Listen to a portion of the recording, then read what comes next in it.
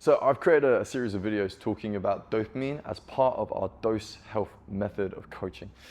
And this next video is really all about addiction. So what we see is in modern life isn't conducive to good health. That's good hormonal health, good mental health, good cognitive health, good physical health. The dose health method basically combats modern life. It's the counter to all the distractions that destroy your desire towards positive outcomes. So, this is a fight against depression and anxiety. It's a fight against procrastination. It's a fight against addiction. And it's a fight that we don't lose because of the dose health method. And there's some very clever coaching around this. So what I'm going to show you now is what a really unhealthy dose curve looks like. I talked about in my last video, dose is a curve. These are our 3 stages of that curve. And remember that your dopamine system learns and it remembers. So let's say I get into some sort of incredibly powerful dopamine activity, something that creates dopamine very quickly to a very high level, okay? So I'm gonna start in the same place, but this time, rather than when I was hungry and I had a sandwich, I'm gonna do something like take recreational drugs. Let's be extreme about it and look at something like cocaine, right? Cocaine is a very, very dangerous drug for lots of reasons, but what we're gonna talk about here is how quickly it makes your dopamine level rise, okay? So all of a sudden, I've got this huge spike. I have a huge amount of dopamine. Remember in my last video, I talked about how the drop in dopamine is gonna be just as quick and just as low as it is high. So now I'm gonna end up coming all the way down here. Now, there's a couple of things here that are really important to remember. Your dopamine system is always going to try to find the quickest, most rewarding behavior. It learns and it remembers, okay? So if it's just experienced this incredibly fast, incredibly high rise in dopamine, it's gonna want that again. And more importantly, what it's probably not gonna want is a sandwich. Because all of a sudden, that spike is not enough. It's not enough of a reward for that stimulus to make me wanna pursue it. It's remembered about that huge spike. So what's gonna happen when I'm down here?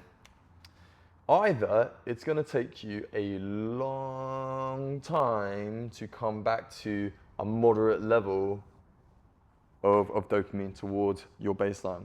But in reality, nobody does that because that's not what addiction is. The body's more powerful than that, and dopamine, as powerful it is for your health, it's very, very powerful on your behavior. So what do? We do it again. But what happens next time? I don't get quite the same spike. I'm starting to go down, okay? And what's gonna happen here? Like we said before, it's gonna be an equal drop. But look at that line again at the bottom. I'm even lower now. I'm even lower. I'm in even more pain of that desire because I've dropped so much lower in my baseline compared to my baseline. So what happens here? I didn't go as high last time. I'm probably gonna go again. Maybe I even try and take more to get as high as I can. But again, this is always a progressive drop. This is gonna come down even lower. It's gonna get here, and then it's gonna get to here. And eventually, you can't even get yourself back into your baseline. That is addiction. That could be a video game, that could be social media, that could be alcohol, that could be drugs. There are a lot of distractions in the modern world and they kill dopamine, and your dopamine is responsible for all of the most important functions of your body. This is not just about being physically fit. I'm talking about mental health, depression, anxiety. I'm talking about your motivation to achieve something good or your motivation to achieve something bad. Dopamine is basically, are you going to do something or are you not going to do something? Are you going to do something good or are you going to do something bad? Are you not going to do something good or are you not going to do something bad? If we can control this, and you can start to be so empowered to have the life that you really want to live. And if you're sat there thinking, I don't want to change, I like my life, but in reality, potentially you're here, potentially you suffer with procrastination. Maybe that's the most extreme part of where this curve starts to go wrong.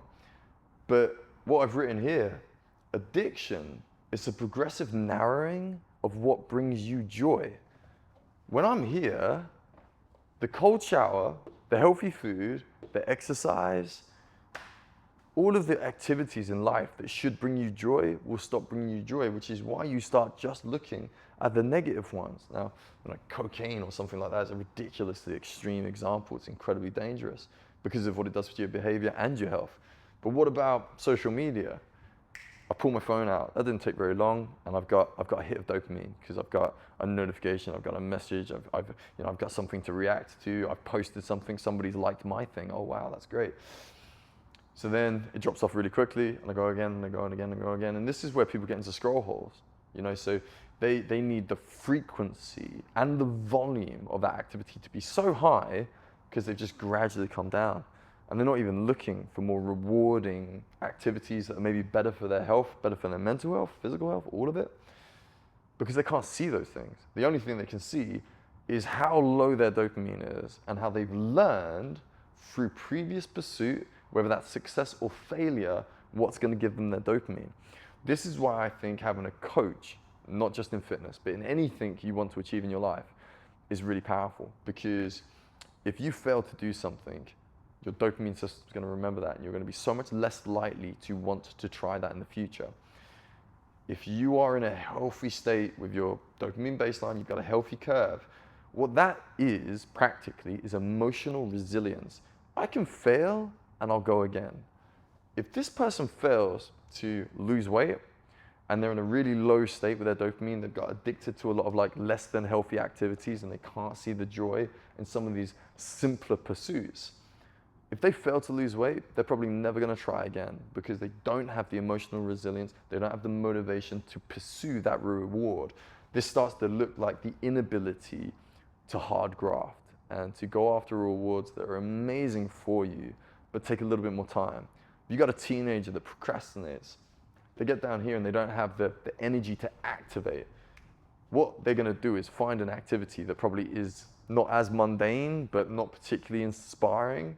What you need to get them to do if they're procrastinating is drop down here, because that low will get them to come back up. Now again, what I've talked about really briefly there is great motivation, low motivation, procrastination, and addiction. It's not that complicated, but making sure you deliver the coaching in the right way is really important, because we don't have a lot of opportunities to fail these people. And a lot of the time they have been failed, whether it's how they're introduced to sport, introduced to food, introduced to progression in their life, in any pursuit, right? It takes dopamine, it takes motivation to do that. We can help with the dose health method. So if you want to move towards a better quality of life, better health, better hormonal health, mental health, cognitive health, remember all of it. Think about, why is old people grumpy?